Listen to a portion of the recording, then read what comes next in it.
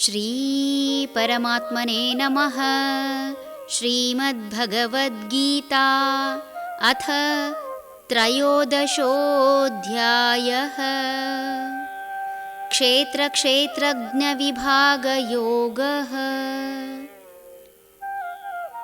ಸರ್ವತಃ ಪಾಣಿಪಾದಂ ತತ್ ಸರ್ವತೋಕ್ಷಿಶಿರೋಮುಖಂ ಸರ್ವತಃ ಶ್ರುತಿಮಲ್ಲೋಕೆ ಸರ್ವಮಾವೃತ್ಯ ತಿಷ್ಠತಿ.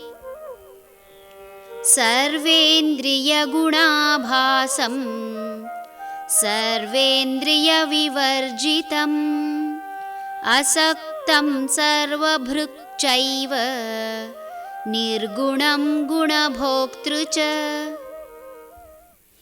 ಅದು ಎಲ್ಲೆಲ್ಲಿಯೂ ಕೈಕಾಲುಗಳುಳ್ಳದ್ದು, ಎಲ್ಲೆಲ್ಲಿಯೂ ಕಣ್ಣು ತಲೆ ಮುಖಗಳುಳ್ಳದ್ದು, ಎಲ್ಲೆಲ್ಲಿಯೂ ಕಿವಿಗಳುಳ್ಳದ್ದು. ಅದು ಎಲ್ಲವನ್ನೂ ಆವರಿಸಿಕೊಂಡಿರುವುದು. ಅದು ಸಕಲ ಇಂದ್ರಿಯಗಳ ಗುಣಗಳ ಮೂಲಕ ತೋರಿಬರುತ್ತಿದ್ದರೂ ಯಾವ ಇಂದ್ರಿಯಗಳು ಅದಕ್ಕಿರುವುದಿಲ್ಲ, ಯಾವ ವಸ್ತುಗಳ ಸಂಬಂಧವೂ ಅದಕ್ಕಿಲ್ಲ. ಅದು ಎಲ್ಲವನ್ನೂ ಧರಿಸಿರುವುದು, ಯಾವ ಗುಣಗಳೂ ಅದಕ್ಕಿರುವುದಿಲ್ಲ.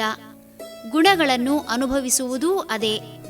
ದೇಹ ಸರಿಯಾಗಿ ಕೆಲಸ ಮಾಡಲು ಶಕ್ತಿಯೇ ಕಾರಣ. ದೇಹದ ಪ್ರತಿ ಅಂಗಾಂಗಗಳು ಇಂದ್ರಿಯಗಳು ಕೆಲಸ ಮಾಡಲು ಕಾರಣವಾಗಿರುವ ಅದರ ಹಿಂದಿರುವ ಶಕ್ತಿಯನ್ನೇ ಬ್ರಹ್ಮ ಎನ್ನುವುದು. ಈ ಬ್ರಹ್ಮನ ವಿನಃ ದೇಹ ಉಳಿಯದು. ದೇಹದ ಒಳಗೂ ಹೊರಗೂ ಇರುವ ಈ ಬ್ರಹ್ಮವೇ ದೇಹದ ಪ್ರತಿ ಚಟುವಟಿಕೆಗೂ ಕಾರಣ. ಅಂತರ್ಬಹಿಶ್ಚ ತತ್ಸರ್ವಂ ವ್ಯಾಪ್ಯ ನಾರಾಯಣ ಸ್ಥಿತಃ. ನಾರಾಯಣ ಸೂಕ್ತದಲ್ಲಿ ಬರುವ ಈ ಶ್ಲೋಕ ಶಕ್ತಿಯ ಬಗ್ಗೆ ವಿವರಿಸುತ್ತದೆ.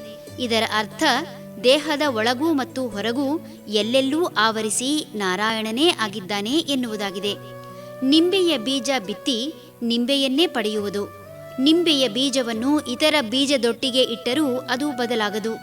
ನಿಂಬೆ ಗಿಡವಾಗಿ ಜೀವ ತಳೆಯಲು ಶಕ್ತಿ ಜೊತೆಯಾಗಿರಲೇಬೇಕು. ಜೊತೆಗಿದ್ದ ಶಕ್ತಿ ಯಾವ ಪ್ರಭಾವ ಬೀರದೆ ನಿಂಬೆ ಗಿಡವಾಗಿ ಜೀವ ತಳೆಯುವುದಕ್ಕೆ ಮಾತ್ರ ಸಹಾಯ ಮಾಡುತ್ತದೆ. ಹೀಗೆ ಈ ಶಕ್ತಿ ಯಾವುದರ ಜೊತೆಗಿದ್ದರೂ, ಶಕ್ತಿಯ ಆಧಾರದಿಂದಲೇ ದರ್ಶನವಾಗುತ್ತಿದ್ದರೂ, ವಸ್ತುವಿನ ಅಥವಾ ಜೀವಿಗಳ ಗುಣ ಸ್ವಭಾವದ ಮೇಲೆ ಯಾವ ಪ್ರಭಾವ ಬೀರದೆ ಅವುಗಳ ಅಸ್ತಿತ್ವಕ್ಕೆ ಸಹಾಯ ಮಾಡುತ್ತದೆ. ಯಾವ ಗುಣ ಅದಕ್ಕಿಲ್ಲದಿದ್ದರೂ ಎಲ್ಲವನ್ನೂ ಅನುಭವಿಸುವುದು ಅದೇ ಆಗಿದೆ. ದೇಹದಲ್ಲಿ ಚೇತನವಿಲ್ಲದಿದ್ದರೆ ಏನನ್ನೂ ಅನುಭವಿಸಲು ಅಸಾಧ್ಯ. ಹರಿ ಓಂ ತತ್ಸತ್.